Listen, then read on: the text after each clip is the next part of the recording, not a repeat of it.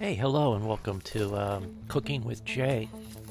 We recently got a food processor, and I had an idea. Maybe I can try to make some tuna fish salad into using it.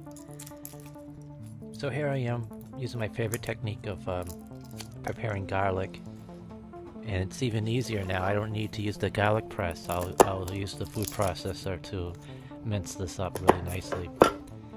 So meanwhile, just peeling away and throwing the garlic into the food processor. Actually, in hindsight, I had put the garlic aside because it's a step you want to do before you put food in the food processor.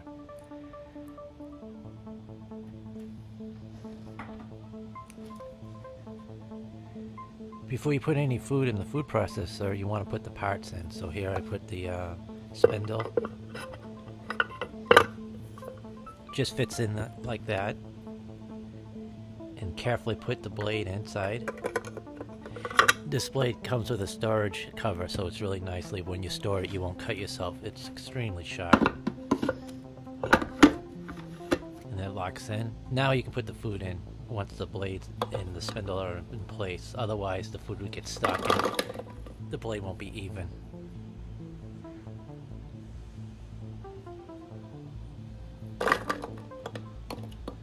So it's about, I think I did about 3 small garlic. See if that locks in, you'll know that it's good to go. And I'm hitting the pulsate button.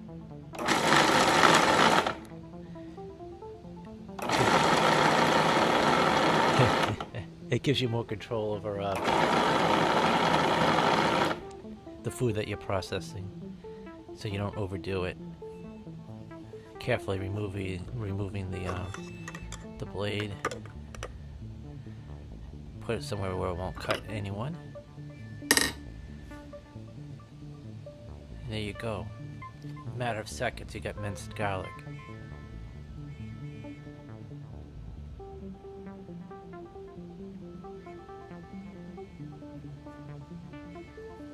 Okay, now we're going to prepare our next stuff. This is the slicer, and then there's a millimeter gauge on the bottom, and it, depending on how many millimeters you turn it, it will expose the blade, and that's how it will slice your food. And then that goes right on top.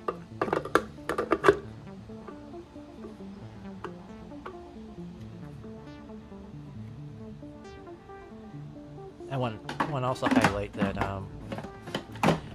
when you're replacing blades or whenever you're inside there, you want to make sure that it's not plugged in. And here I'm showing you that that whole time it was unplugged. Just don't want anything to happen. And then I'll hit the power button. Well, I'll hit the power button eventually, but there's some onions quartered, peeled.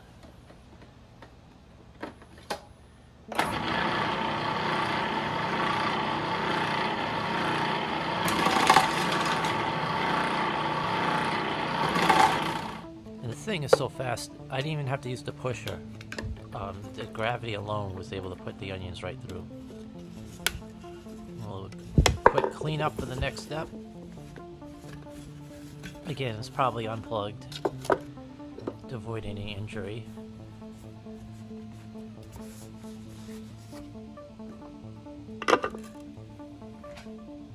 That spindle, you'll need that for every type of blade that the food processor comes with.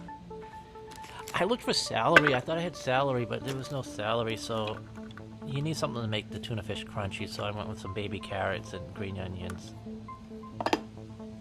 I know, I was disappointed.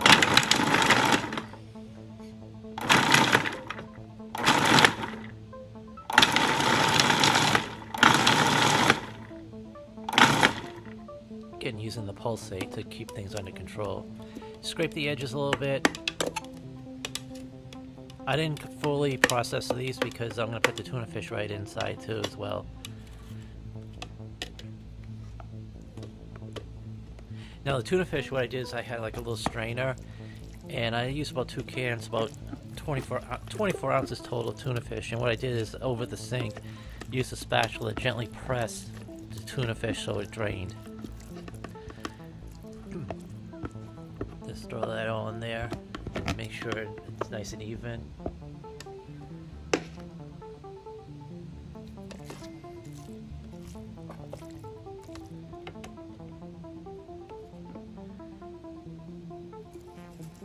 Add in the onions that we just processed. Give some nice crunch. There's the garlic that we just made. We're garlic lovers, so we add a lot. Oh, some whole grain mustard. Give it a little bit of a kick, not too much of a kick, but it's an interesting kick. Mayonnaise.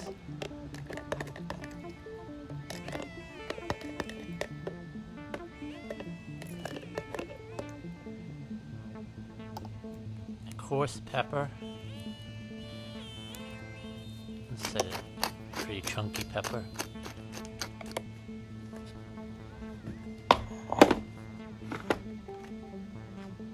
And we're ready to mix it all together with the blade.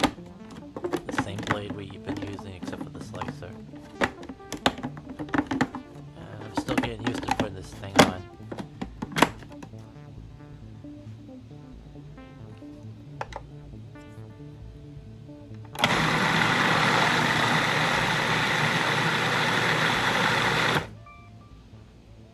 Yeah, don't do it too long and keep checking it for the consistency you like. There we are, ready to be served up. Actually, I chilled this for a little bit before putting it on my sandwich.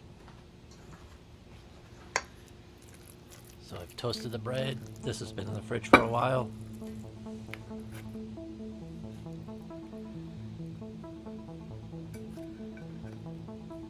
And voila. It was pretty yummy.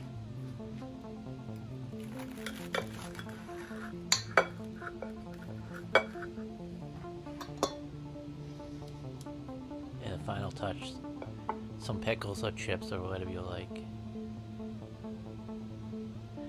And I'd like to thank you for watching, and stay safe. Thank you.